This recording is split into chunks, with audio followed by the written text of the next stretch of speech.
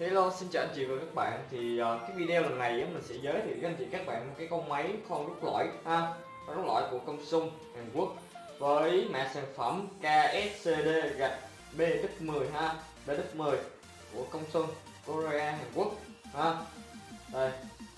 Và đầu tiên thì đi kèm với máy thì có những gì, bao gồm những gì kèm theo thì mình có để sẵn ra phần hộp rồi, tại con máy này cũng khá là nặng ha. Đó, nên mình bỏ sẵn cho các bạn ra phía ngoài đỡ tốn thời gian của các bạn hơn khi xem video. Rồi tiếp tục là một catalog và một phiếu bảo hành chính hãng 12 tháng của Samsung Hàn Quốc ha, thương hiệu Hàn Quốc. Rồi tiếp tục đó, theo đó là một cái tay để chúng ta quay tay quay, đây là cái khớp để chúng ta giữ cố định ha. Tay quay này đưa lên đưa xuống và bên này nó sẽ có thước thôi các bạn ha. Đây mình xoay đó, các bạn thấy màu đỏ không? Đây là cái thước ha, đó cái thước đo. Rồi tiếp tục quay lại với chương trình thì phụ kiện theo nữa là một cái bộ lục giác, ba cái thôi, cái bộ lục giác và hai con ốc để chúng ta giữ máy. Thì hai ngóc này hãng tặng kèm hai ngóc mẫu ha, đó để chúng ta dễ dàng mua và tìm kiếm. Rồi hai ngóc mẫu, một cái mở khóa ha, mở khóa mũi ha, đây mở khóa mũi rất là chắc chắn ha. Rồi tiếp tục, con này nó sở hữu cái công suất lên tới 2400W ha các bạn ha, đó 2400W, gắn được mũi khoan tối đa 250mm ha các bạn ha. Và tiếp theo đó thì nó sử dụng cái nguồn điện 220, nguồn điện gia đình đó, nên chúng ta dễ dàng sử dụng ha.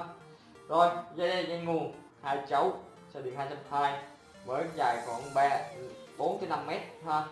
Rồi và tiếp tục đó nữa thì vòng tua của nó lên tới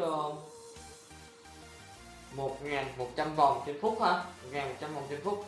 Thì những video lần trước mình đã giới thiệu các bạn một cái con máy của Samsung luôn, nhưng mà cái máy nhỏ hơn là BX6 thì nó chỉ gắn được mũi khoan là tối đa là 150 và công suất của nó chỉ là 800, vòng tua của nó chỉ là 820 vòng trên phút thôi.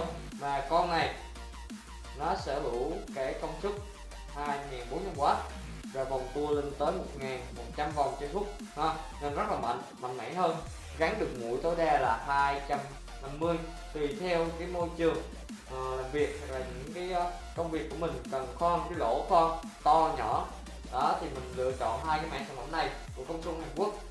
Xài thì rất là tốt, rất là bền, với lại là giá thành thì rất là tốt luôn và rất là rẻ ha. Thì nếu các bạn muốn quan tâm thì hãy liên hệ, hãy để lại số điện thoại thì bên mình sẽ có người gọi ha. Mấy bạn nhân viên tư vấn sẽ gọi cho mình ha.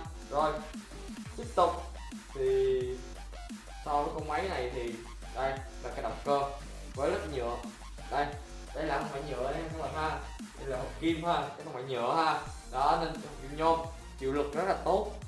Và bên trên thì có đất thủy ở trên này với công tắc này ha, công tắc on off thôi đó. Rồi cửa than thì tháo lắp ở bên ngoài luôn, giờ chúng ta dễ dàng kiểm tra và thay than ha.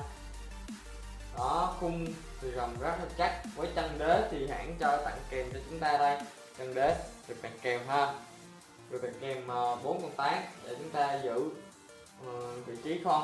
Rồi thì bên này mình có để hai mũi này thì một cái mũi của Samsung Hàn Quốc luôn, đây mũi của Samsung Hàn Quốc. Mũi này đặc biệt nó có thể tháo rời ha các bạn ha, mũi tháo rời luôn, đây mình sẽ tháo đây cho bạn xem, đây, tháo rời từng bộ phận ha, để giúp chúng ta dễ làm việc và thay thế ha.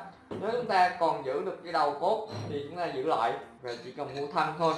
Nếu mà mũi đây, mũi cũng thể tháo ra được luôn, đây mũi thì bị mòn mũi đi, không khoan được nữa thì chúng ta có thể mua mũi thôi, còn thân với cốt vẫn giữ lại ha, rất là tiện lợi. Rồi chất liệu rất là chắc chắn và bền bỉ, rất là dày, rất là nặng lắm. Và tiếp theo là cái mũi Trung Quốc ha các bạn ha. Mũi Trung Quốc đây, mũi Trung Quốc thì không thể tháo rời và rất là mỏng đó, mình bỏ nhẹ thôi các bạn thấy tiếng vang là nó rất là mỏng rồi. Và con này thì phi 127 ha. Rồi đây, không có tháo rời nên chúng ta sử dụng một lần mòn thì chúng ta vứt, nhưng mà cái con mũi nó con lỗ thì nó rất là ít lỗ ha. Đó. Giá thành thì khá là rẻ thôi, rất là rẻ, rẻ hơn so với cái mũi của Hàn Quốc, nhưng mà mọi người làm trong cái môi trường làm việc làm lâu dài ngày nào cũng con thì mình khuyên hãy sử dụng cái mũi công sung Hàn Quốc, tại vì rất là tiện lợi nha. Đó, có thể mua một cái rẻ hơn so với mua một cái mũi đó, trong khi mình chỉ mua một lần thôi đó, rất là tiện lợi.